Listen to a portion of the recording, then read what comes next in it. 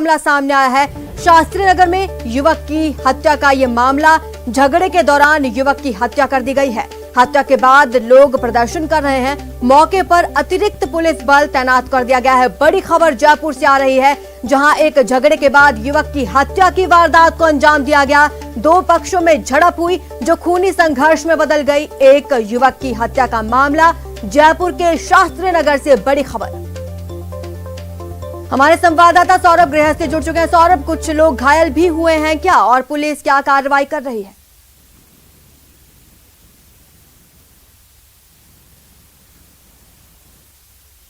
सौरभ, क्या आप मुझे सुन पा रहे हैं? जी सौरभ, शास्त्री नगर में जो खूनी संघर्ष हुआ है, क्या कुछ और लोग भी घायल हुए हैं, और पुलिस क्या कार्रवाई कर रही है? कहाँ मिला दिया जी आपको?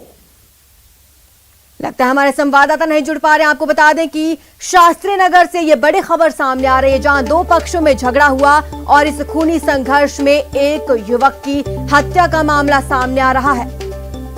वहीं मौके पर पुलिस बल तैनात कर दिया गया है, ताकि बात और ना बिगड़े।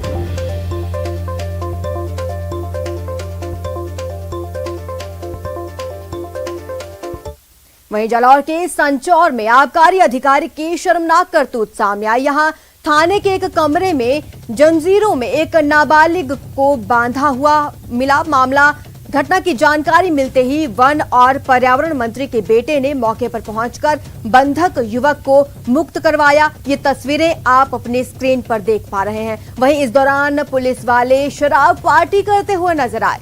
तो ये यहाँ पर मानवता को शर्मसार कर देने वाला मामला सामने आया है। ये खबर आई है जालौर के संचौर से, जहां पर आबकारी अधिकारी की शर्मनाक करतूत सामने आई। जहां थाने के एक कमरे में जंजीरों में नाबालिग को जकड़ा गया था। घटना की जानकारी मिलते ही वन एवं पर्यावरण मंत्री के बेटे ने मौके पर पहुंचकर बंधक युवक को मुक्त कराया। हैरानी की बात यह कि इस दौरान पुलिस वाले शराब पार्टी करते हुए नजर आए। हमारे संवाददाता श्याम सुंदर जुड़ चुके हैं हमारे साथ। श्याम, कैसे इकबाल करेगी जनता पुलिस का, इस तरह के मामले सामने आएंगे जब? हाँ, देखिए, कहीं ना कहीं ये आबकारी अधिकारियों की शर्मनाक करतूत है वो सामने आई है जालौर से, जहां पर एक 17 वर्षीय नाबालिग जो बच्चा था, उसको अवैध ब्रांच संचालन के नाम पर उसे पकड़ कर लेके आई। तो उन्हें थाने में नहीं भेज करके सीधा आबकारी का जो पुलिस थाना है वहां पर लेके गई, और वहां पर उसे जंजीरों में जकड़ा गया। और साथ में जब इसकी भनक वन एवं पर्यावरण मंत्री सुखराम बिश्नोई के बेटे हैं डॉक्टर भूपेंद्र बिश्नोई, उसको लगी, तो वहां पर वो बिश्नोई वहां पर पहुंचे और उन्होंने इस बच्चे को छुड़ाया है। साथ ही वहां पर उपखंड अधिकारी भी मौके पर पहुंच करके विभागीय आला अधिकारी को पूरी घटना के बारे में अवगत करवा दिया गया है। कहीं ना कहीं कहा जा सकता है कि सांचौर में आबकारी अधिकारियों की ये शर्मनाक करतूत सामने आई है। इतना ही नहीं, वहां पर जब निरीक्षण किया उपखंड अधिकारी, तो वहां पर जो पकड़ करके शराब को कार्रवाई के लिए लाई जाती है, उसे बकायदा शराब को फ्रीज में मिली है। और वहां पर पार्टी करते हुए भी पुलिस के अधिकारी साफ तौर से वीडियो में दिखाई दे रहे हैं। इस पार्टी पर तो बाद में बात करेंगे। श्याम, पहले ये बताएं कि बच्चे को क्यों जकड़ कर रखा गया था, मामला क्या है? ये पूरा मामला बताया जा रहा है कि ये वहां पर एक आस पड़ोस में कोई अवैध शराब की ब्रांच चल रही थी, वहां से इस नाबालिग को पकड़ कर लेके आए थे।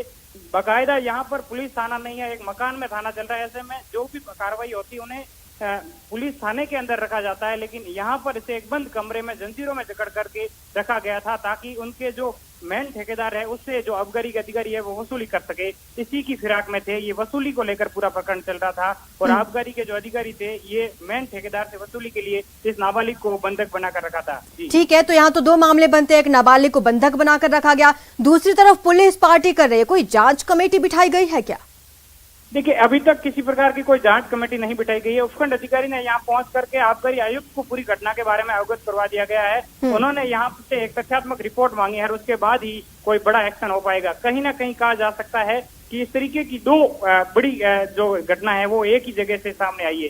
ठीक है, शुक्रिया आपका तमाम जानकारी के लिए श्याम सुंदर। तो आपको बता दें कि ये बड़ी खबर आ रही है जालौर में, जहां पे मानवता शर्मसार हुई है। आबकारी विभाग के दफ्तर में एक नाबालिग को बंधक बनाकर रखा गया। जब मौके पर पर्यावरण मंत्री के बेटे पहुंचते हैं, तो वहां पर पुलिस वाले पार्टी करते हुए मिलते हैं।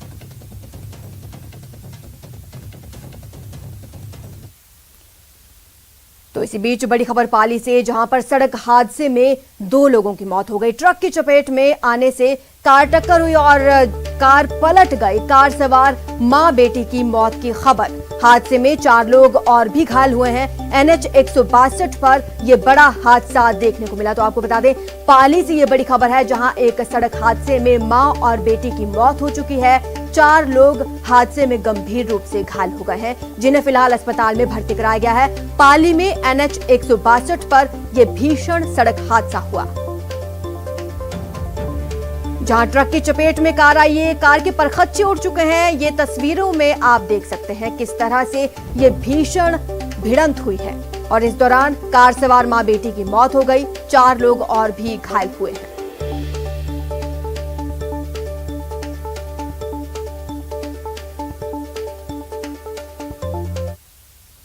अगली खबर भी पाली से ही, जहां बोरनाड़ी गांव में मंगलवार रात कुएं की मरम्मत करते समय मलबे में महज 17 साल का नरेंद्र दब गया था, जिसे निकालने का प्रयास आज भी जारी है। बुधवार को नए सिरे से शुरू किए गए रेस्क्यू ऑपरेशन में मलबा लगातार कुएं में गिर रहा था। प्रशासन की टीम ने बुधवार रात तेज बारिश के बावजूद रेस्क्यू अभियान को जारी रखा। ये तस्वीरें देखिए, कुएं में गिरे नाबालिग की खोज के लिए 3 JCB मशीनें, एक हाइड्रो, एक पोकलेन मशीन लगाकर कुएं के चारों ओर खुदाई शुरू की गई है।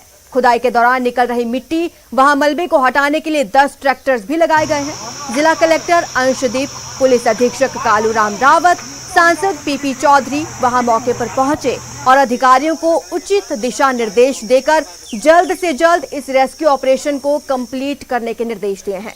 वहीं नरेंद्र के माता पिता परेशान हैं। कुएं के मालिक के खिलाफ लापरवाही का मामला भी उन्होंने दर्ज करवाया है। तो 17 साल का नरेंद्र का अभी रेस्क्यू ऑपरेशन चल रहा है। अभी तक उसे कुएं से बाहर नहीं निकाला जा सका है। हालांकि मौके पर कई गणमान्य लोग पहुंचे, सांसद पहुंचे, पुलिस अधीक्षक पहुंचे और कई मशीनें रेस्क्यू ऑपरेशन में जुटी हुई हैं।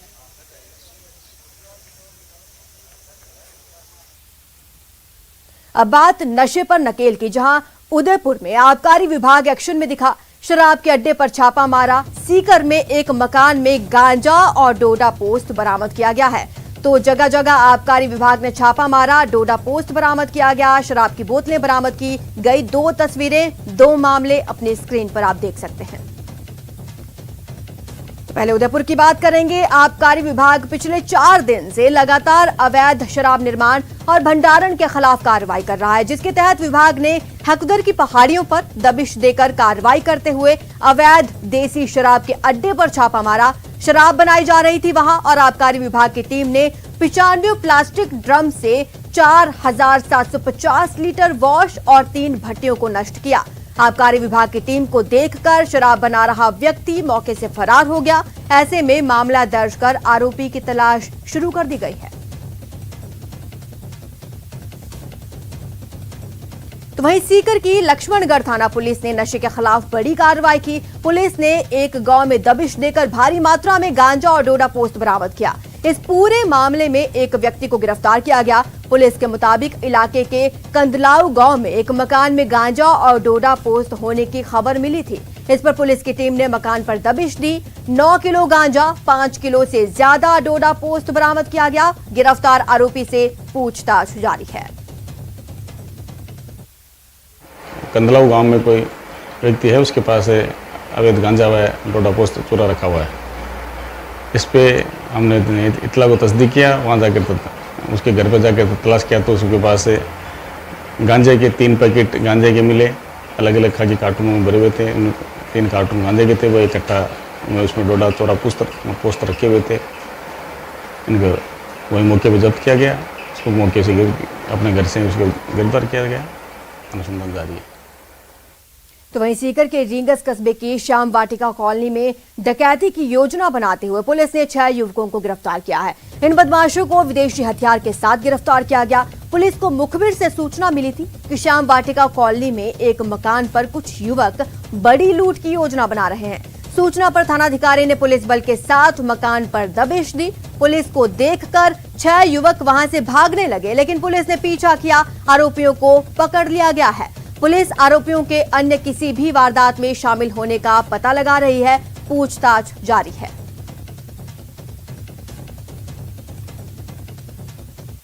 मुझे सूचना मिली कि श्याम कॉलोनी के अंदर कुछ 5-6 लड़के डकैती की योजना बना रहे हैं। मुखबिर की योजना के मुताबिक वह श्रीमान एसपी साहब सिक्कर के आदेशानुसार आर्म्स एक्ट की कार्रवाई पूर्व से आदेश आए हुए हैं श्रीमान आईजी साहब और एसपी साहब के कि आर्म्स एक्ट की कार्रवाई करें और जो लोग ऐसे टुच्ची हरकत करके फिरते हैं उन पर निगरानी रखें। तो वहीं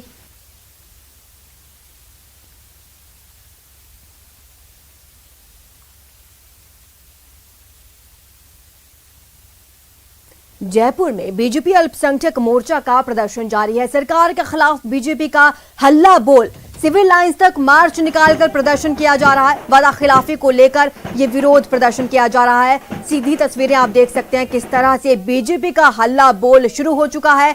ये प्रदर्शन बीजेपी अल्पसंख्यक मोर्चा का है और वादा खिलाफी के खिलाफ ये विरोध प्रदर्शन यहां पर किया जा रहा है।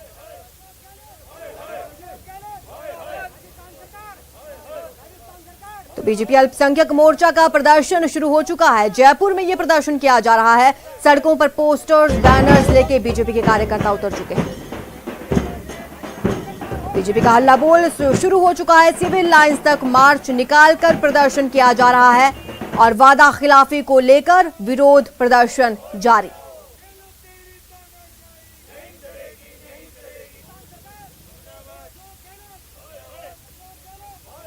तो बीजेपी अल्पसंख्यक मोर्चा के कार्यकर्ता, बीजेपी के कार्यकर्ता यहां पर जुटे हुए हैं, पोस्टर्स, बैनर्स लेके प्रदर्शन कर रहे हैं। तो जयपुर में बीजेपी का हल्ला बोल शुरू हो चुका है। सिविल लाइंस तक मार्च निकालकर प्रदर्शन किया जाएगा। वादा खिलाफी को लेकर यहां पर विरोध जताया जा रहा है। हमारे संवाददाता बाबूलाल धायल हमारे साथ जुड़ चुके हैं। बाबूलाल, किस तरह की वादा खिलाफी का आरोप लग रहा है, कैसा ये प्रदर्शन? जी, जो अल्पसंख्यक मोर्चा है बीजेपी का, वो गहलोत सरकार पर आरोप लगा रहा है कि माइनॉरिटीज ने 95% के वोट जो है वो कांग्रेस को दिए, इस वजह से गहलोत सरकार बनी। लेकिन सत्ता में आने के बाद जो उनसे वादे किए गए थे उन वादों को भुला दिया गया और इसलिए आज ये जो तमाम लोग हैं बीजेपी के, ये यहाँ से सिविल लाइंस तक मार्च कर रहे हैं और जिला कलेक्टर के नाम मुख्यमंत्री अशोक गहलोत को ज्ञापन देंगे। उसमें ये मुतालबा करेंगे कि आरपीएससी में अल्पसंख्यक का को मेंबर बनाया जाए, जो वित्त विकास निगम है उसको बहाल किया जाए, जो वजीफे मिला करते हैं वो भी दिए जाए। तो इनका आरोप है कि गहलोत सरकार ने उनसे जो वादे किए थे वो निभा नहीं पाई, जिसकी वजह से माइनॉरिटीज का जो विकास होना चाहिए था वो नहीं हो पाया है। तो मैं जो नेता है उनसे मैं बात करने की कोशिश करूंगा और जानते हैं उनसे कि आखिरकार जो इन वादे कौन से वादे ऐसे थे जिनकी वजह से इनकी नाराजगी है सरकार से। जनाब, क्या चाहते हैं आप, सरकार से क्या चाहते हैं? हम हमारी मांगों को पूरा करवाना चाहते हैं। गहलोत सरकार से छात्रावाद को कोई एग्रीजेशन चाहिए और हमारे को हमारी मांगे पूरी होना चाहिए। हमारे कौम के लोगों को बिल्कुल भी कुछ नहीं। सादिक खान इस मुजाहरे की नुमाइंदगी कर रहे हैं, वो नेतृत्व कर रहे हैं। सादिक खान, मसला क्या है? सरकार तो दावा कर रही है कि माइनॉरिटीज के लिए बहुत सारी स्कीम्स लॉन्च करी हैं, उनके वेलफेयर के लिए बहुत सारे काम किए गए हैं। आपकी मांग क्या है? देखिए, जिस तरीके से पिछले 2.5 साल में अशोक गहलोत जी ने माइनॉरिटी को नजरअंदाज किया है, उनकी योजनाओं को बंद किया है, उसे लेकर आज भाजपा अल्पसंख्यक मोर्चा राजस्थान पूरे प्रदेश भर में ये विरोध प्रदर्शन का कार्यक्रम कर रहा है। मैं अशोक गहलोत जी को आपके जरिए बात कहना चाहता हूं कि आप माइनॉरिटी के सबसे बड़े ख्वाह बनने की कोशिश करते हैं। आप माइनॉरिटी को मुद्दों से मत भटकाइए, आप माइनॉरिटी के काम कीजिए, वरना नतीजे भुगतने के लिए तैयार रहिए। क्या क्या नहीं दिया? सरकार ने मंत्री बना रखा आपका, एक कैबिनेट मंत्री है, जितने भी निगम बोर्ड है सरकार दावा करती है कि उनमें नियुक्तियां दी गई है। देखिए, जो हक बनता है वो तो दे रही है सरकार। पिछले 2.5 साल में इन्होंने कोई हायर एजुकेशन के लोन बंद किए हुए हैं, स्कॉलरशिप इन्होंने बंद किया हुआ है, वक्फ बोर्ड के सारे काम इन्होंने बिल्कुल डंप किए हुए हैं, वक्फ बोर्ड की प्रॉपर्टीज पे पीडब्ल्यूडी ने कब्जा किया हुआ है। ऐसे बहुत से हमारे काम है, ऐसे बहुत से मुद्दे हैं, चाहे वो आरपीएससी में मेंबर बनाने का बाबूलाल, लौटेंगे आपके पास वापस। तो अभी टॉयकथॉन में 2021 के कार्यक्रम में पीएम मोदी संबोधित कर रहे हैं, दिखाते हैं सीधा प्रसारण। and strengthen their muscles, bones, and joints. Thirdly, it can also be used in physiotherapy centers so that their body can be properly monitored and their posture can be maintained. आप लोग एक डेटा मेंटेन करते हैं कि कितने लोगों ने इस ऐप के द्वारा योगा पोस्चर को परफेक्ट करने की दिशा में प्रयास किया और जो चेंज चाहते थे बॉडी में वो उनको चेंज मिला?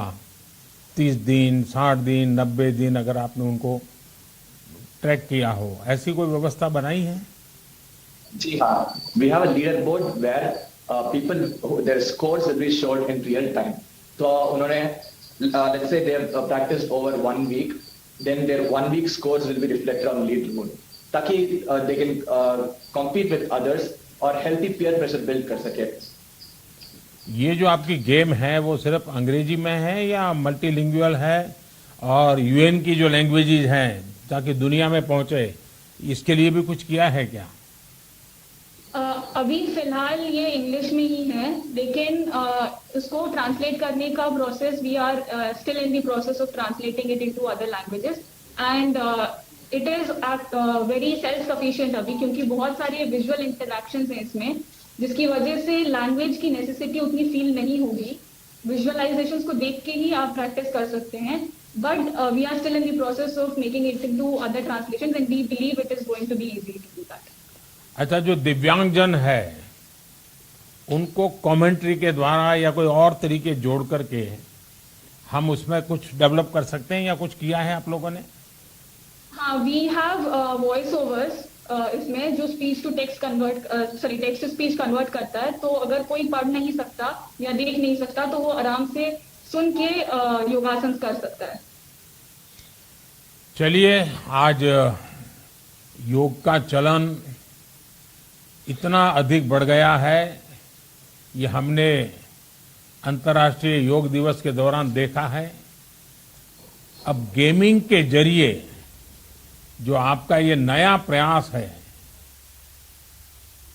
तो वहीं पीसीसी की पूर्व अध्यक्ष लक्ष्मी कुमारी चुंडावत की आज जयंती है, जहां पर मुख्य सचेतक महेश जोशी संबोधित कर राज्य से बाहर सार्वजनिक जीवन का व्यक्ति हूं, विधायक हूं, मंत्री स्तर का दर्जा प्राप्त हूं, मेरी अपनी व्यस्तताएं भी हैं, और फिर अगर मैं एक्यूज्ड हूं तो आप मेरे खिलाफ एक अलग रुख रख सकते हैं। आपने एक अंदाजा लगा लिया क्योंकि मैंने जयपुर में एफआईआर दर्ज कराई और जिसमें स्पष्ट रूप से लिखा है कि जब मैंने एफआईआर दर्ज कराई थी उससे पहले सोशल मीडिया पे, चैनल्स पे ये सारी क्लिपिंग चल रही थी। मैंने स्पष्ट लिखा है कि उस एफआईआर में भी कि मैंने सोशल मीडिया से या चैनल से क्लिपिंग ली है और मैंने पेन ड्राइव पुलिस को दी थी। फिर भी आपने अंदाजा लगा लिया कि सब मैं फोन टेपिंग में मुझे जानकारी हो सकती है। मुझे कैसे जानकारी होगी? और सरकार स्पष्ट कर चुकी है राजस्थान में कि कानून सम्मत फोन टेपिंग जो होती है, जिससे सीधे सरकार का वास्ता नहीं होता, पुलिस का, प्रशासन का एक सिस्टम है, उस सिस्टम से हर जगह पे, चाहे वो राजस्थान हो, चाहे कोई दूसरा प्रदेश हो, चाहे दिल्ली हो, उस तरीके से पुलिस अपने लेवल पे फोन टेपिंग कराती है। आईजी स्तर से नीचे का व्यक्ति फोन टेपिंग की परमिशन नहीं दे सकता,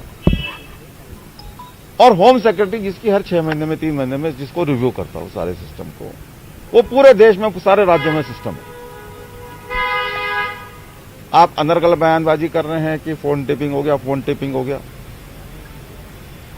राजस्थान की पुलिस पर आपको विश्वास नहीं है। राजस्थान की पुलिस के आप भगोड़े हैं, आप बयान नहीं कर रहे हैं।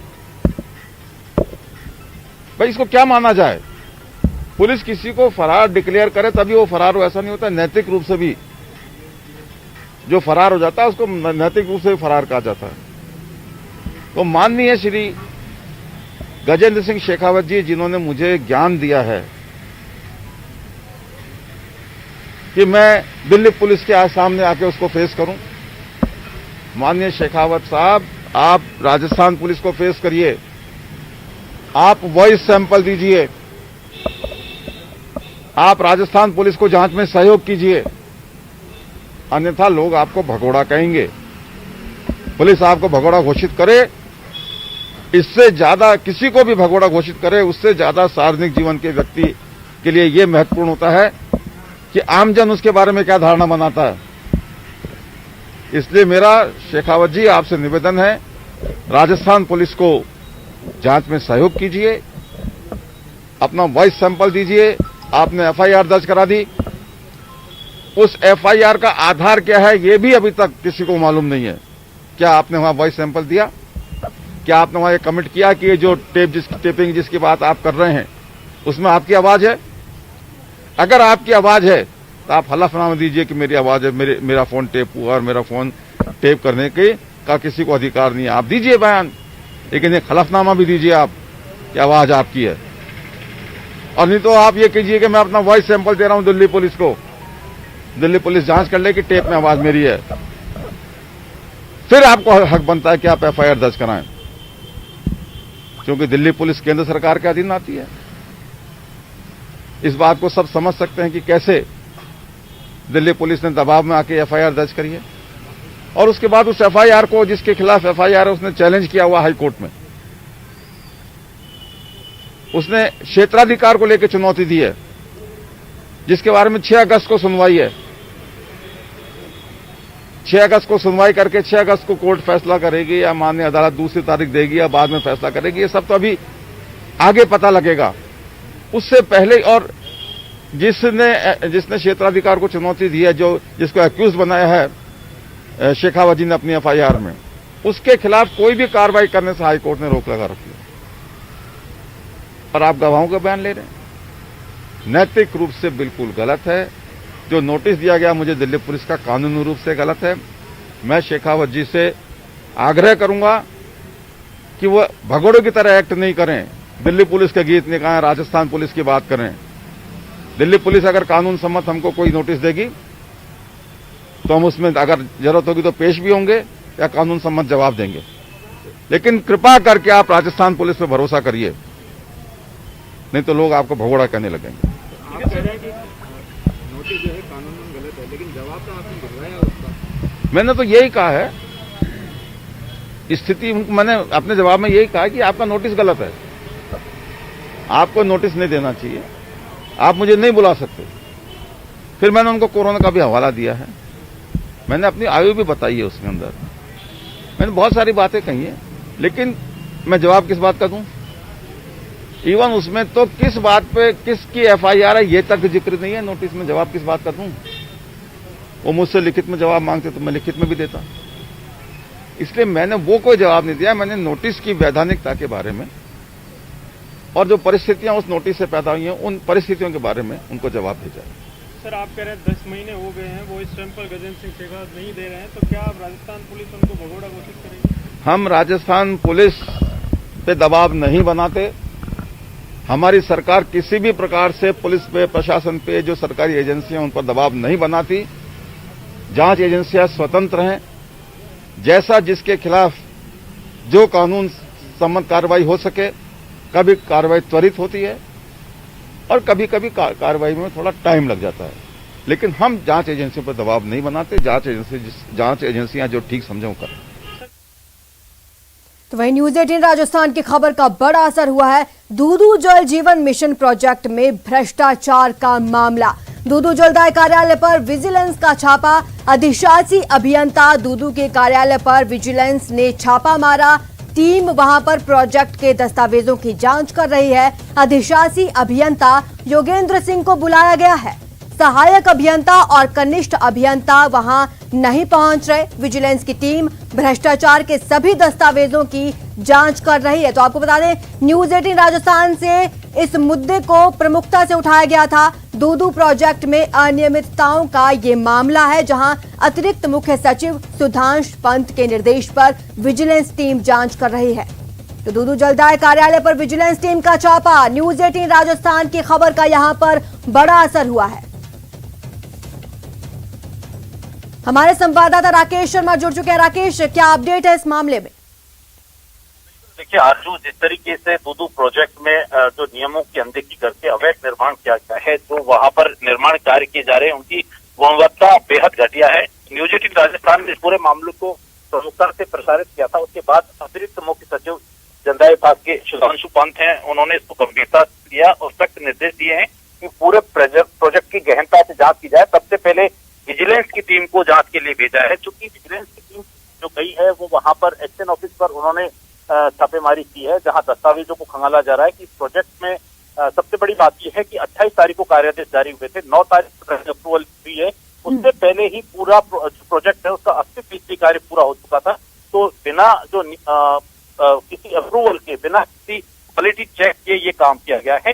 तो ये सब अनियमितताएं जब उजागर की गई, उसके बाद विजिलेंस की टीम ने वहां पर कार्रवाई की है। जो दस्तावेज हैं, एमबी रिपोर्ट्स हैं, उनको तलब किया जा रहा है। जो डिस्पैच रजिस्टर है उसकी जांच की जा रही है।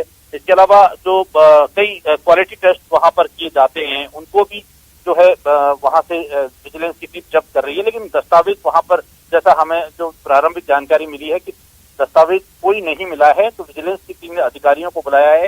एईएन, एक्सीएन और जेईएन पिछले 6 दिन से दफ्तर नहीं पहुंच रहे हैं। जो हमें वहां से जानकारी मिली है वो कार्यालय से जो है नदारद थे। तो इस बारे में भी अब चूंकि सहायक अभियंता, कनिष्ठ अभियंता अभी भी दफ्तर नहीं पहुंचे, जिनके पास रिकॉर्ड शीट होती है, मेजरमेंट बुक्स होती है, डेली कार्रवाई की रिपोर्ट होती है, वो वहां उनको लेकर नहीं पहुंचे हैं। तो विजिलेंस की टीम ने इन अधिकारियों को तलब किया है। अगर ये नहीं पहुंचते हैं तो निश्चित तौर पर इनके खिलाफ विभागीय कार्रवाई होना तय है। क्योंकि राकेश, न्यूज 18 की खबर का ये बड़ा असर, एक बड़ा इम्पैक्ट देखने को मिला है और विजिलेंस की टीम मौके पर पहुंच चुकी है। इसके बाद और कौन कौन सी टीमों को वहां पर भेजा जा सकता है? क्या कुछ जांच के विषय सामने आ सकते हैं? बिल्कुल, मैं बताना चाहूंगा अर्जुन, इस मामले में अब एक और बड़ी कार्रवाई हो रही है। जो जितना भी इलीगल कंस्ट्रक्शन हुआ है, जो नियम विरुद्ध हुआ है, क्योंकि जो प्रभारी इंजीनियर है उन्होंने इसको इलीगल कंस्ट्रक्शन घोषित कर दिया है, नियम विरुद्ध घोषित किया है।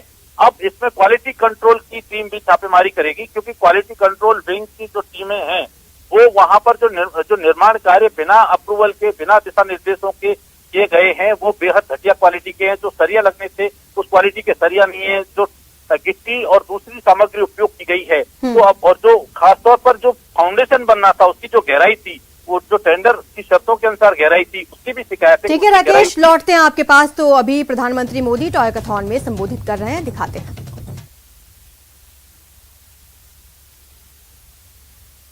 और भी एलिमेंट्स को उसमें डाल सके और एक एडवेंचर गेम की तरह इसे बनाए, ताकि और भी बच्चे इसका फायदा उठा सकें। हमारा लक्ष्य है कि भारत के सभी बच्चे केमिस्ट्री और साइंस में उनका इंटरेस्ट जगे और भारत का नाम रोशन करें। धन्यवाद। विवेक जी, जाम्याहम नाम कैसे रखा है आपने? श्री जाम्याहम का मतलब होता है सृजन, जो कि गीता से आया है। तो हमारा इनोवेशन उसी से स्टार्ट हुआ था कि हम लोग कुछ नया सृजन करें, नई चीज बनाएं, इसलिए हमने अपना नाम से जाम्याहम इनोवेशन रखा। अच्छा विवेक जी, क्या आपने गेम में जी आपने हमारे देश के प्रमुख वैज्ञानिकों को, क्योंकि केमिस्ट्री एक ऐसा विषय है कि जो हमारी एक बहुत बड़ी लंबी विरासत है, और उनकी उपलब्धियों के बारे में भी इसके अंदर कोई हिस्सा रखा है क्या? जी हाँ जी, हमने एक रूल बुक बनाया है। इस रूल बुक में हमने फन फैक्ट्स डाले हैं, कहाँ पर एलिमेंट्स एक्चुअली में इंडिया में भी और बाकी दुनिया में भी मिलते हैं, और साइंटिस्टों के बारे में भी हम लोगों ने इसमें इंट्रोडक्शन दिया है कि कौन कौन से साइंटिस्ट हैं। तो हमने इस रूल बुक में वो सब इन्फॉर्मेशन दी है।